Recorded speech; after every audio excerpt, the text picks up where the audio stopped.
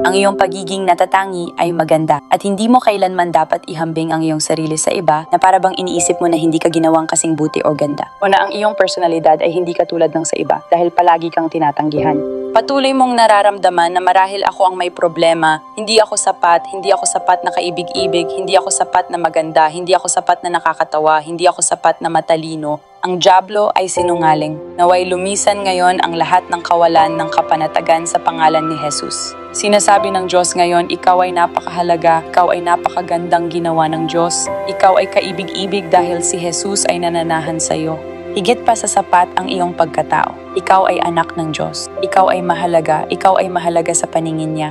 Ikaw ay iniibig at napakadakila ng mga plano ng Diyos para sa iyo. Ikaw ay lingkod sa kaharian ng Diyos. Ikaw ay disipulo.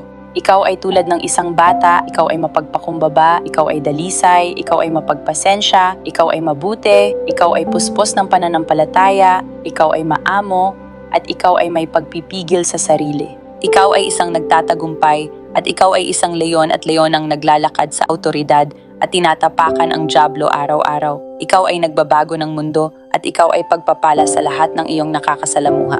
Nagtatanim ka ng mga binhing nagdudulot ng pagbabago sa buhay ng tao na nagpapalapit sa kanila kay Jesus.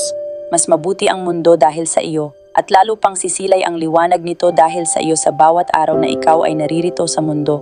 Ipinagmamalaki ka ng Diyos, mahal na mahal ka niya. Idinedeklara ko ang pagkakakilanlang ito sa iyo. Naway mahubog ka upang taglayin ang lahat ng mga katangiang ito, ang pagkataong ito, ang personalidad na ito ni Jesus. Tanggapin mo ang iyong pagkakakilanlan, tanggapin mo ang iyong bagong pagkakakilanlan kay Kristo. Alleluia.